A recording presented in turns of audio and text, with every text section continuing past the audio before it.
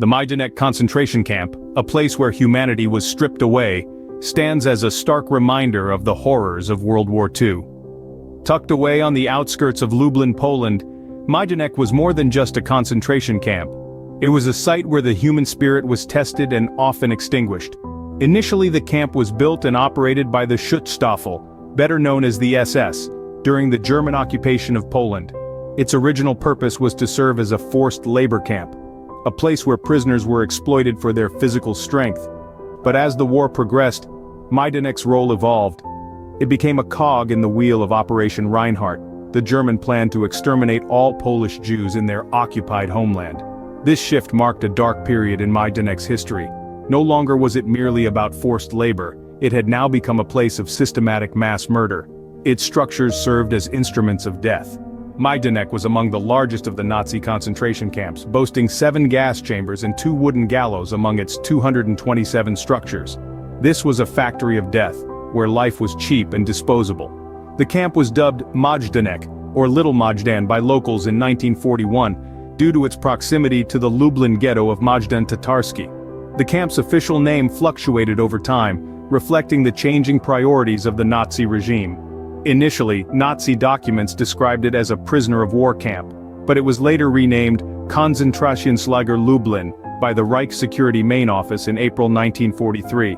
The local Polish name, however, remained more popular. In the span of less than 3 years, Majdanek transformed from a labor camp to a place of mass murder.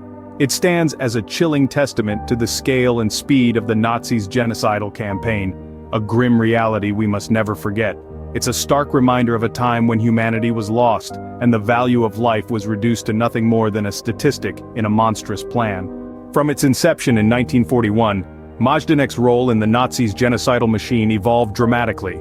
Originally, Majdanek was conceived as a labor camp, nestled on the outskirts of Lublin. Its initial purpose was to house prisoners of war and provide a steady stream of forced labor for the Nazi war machine. The camp was financed and operated in a manner akin to that of a Waffen-SS prisoner of war camp, as indicated by the Nazi documents of that time. However, the nature of Majdanek began to shift under the shadow of Operation Reinhardt, the German plan to exterminate all Polish Jews in their occupied homeland. The camp morphed into a cog in the machinery of mass murder. This transition witnessed the construction of 7 gas chambers and 2 wooden gallows, a chilling testament to the industrial scale of death that was to follow. The camp's infrastructure expanded rapidly, eventually comprising 227 structures. These structures, a mix of barracks, administration buildings, and extermination facilities, sprawled across the landscape, a grim testament to the scale of the Nazis' genocidal ambitions. As Majdanek transitioned from a labor camp to an extermination camp, the number of victims soared. Tens of thousands of people were systematically murdered in its gas chambers, their bodies reduced to ashes in the crematoriums. The exact number remains unknown, but the estimates range into hundreds of thousands. Each life lost was a tragedy, a story cut short, a future stolen. This evolution of Majdanek was not an isolated incident. It was a microcosm of the wider escalation of the Holocaust, the systematic mass murder of 6 million Jews. The transformation of Majdanek mirrored the transformation of the Nazis' genocidal policy, from forced labor and displacement to systematic industrial-scale extermination. Majdanek's evolution reflected the escalation of the Holocaust, the systematic mass murder of 6 million Jews. In the summer of 1944, the tide of war turned and the Soviet Red Army advanced rapidly across Eastern Europe. This strategic surge, known as Operation Bagration, not only reclaimed territory from the Nazis but also led to the liberation of Majdanek, one of the largest Nazi concentration and extermination camps. The arrival of the Red Army at Majdanek on July 22, 1944, was unexpected, even for the camp's SS guards. The Soviets' rapid advance had caught them off guard, leaving them with little time to destroy evidence of their heinous crimes. Consequently, the camp was captured almost intact, its structures and facilities standing as grim testament to the horrors that had unfolded within its confines. Unlike other concentration camps, where the SS had time to dismantle and destroy evidence, Majdanek's gas chambers, crematorium ovens, and gallows remained untouched. This made Majdanek a unique and vital piece of evidence in exposing the extent of the Nazis' systematic extermination policy. The physical structures, coupled with the camp's extensive documentation, provided an irrefutable proof of the atrocities committed under the guise of the Third Reich's Operation Reinhardt. The liberation of Majdanek was a significant turning point in the course of the Second World War.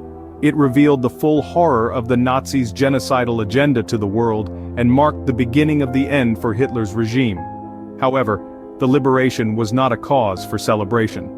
The grim reality of what had taken place within the camp's walls was a stark reminder of the inhumanity of war and the depths to which humanity can sink. In the aftermath of the liberation, the Soviet Union took steps to preserve the camp. The site became a chilling memorial and a potent symbol of the Holocaust. It served as a reminder of the millions of lives lost and the unspeakable horrors endured by those who survived. The liberation of Majdanek marked the beginning of the end for the Nazi regime, but the evidence left behind bore witness to the atrocities committed. Today, Majdanek stands as a stark reminder of a dark chapter in human history, a place where silence speaks volumes, and where every stone tells a story of courage, resilience, and the indomitable human spirit. Today, Majdanek stands not only as a memorial to the victims of the Holocaust but also as a stark warning to future generations. This place, once a site of unimaginable terror, has been transformed into a beacon of remembrance and education. It's a silent testament to the resilience of human spirit and the power of memory. Following its liberation in the summer of 1944, Majdanek was officially protected by the Soviet Union. As the war still raged on, the area began to be preserved as a museum. The crematorium ovens and gas chambers, left largely intact, serve as chilling reminders of the genocidal policy of Nazi Germany. Now, the Majdanek State Museum stands on these hallowed grounds. It is a Holocaust memorial museum and educational center dedicated entirely to the memory of the atrocities committed in the network of concentration, slave labor, and extermination camps and subcamps in Lublin. The museum is home to a permanent collection of rare artifacts, archival photographs, and testimonials. Each item tells a story, each image paints a picture of the past, and each testimony gives a voice to those who were silenced.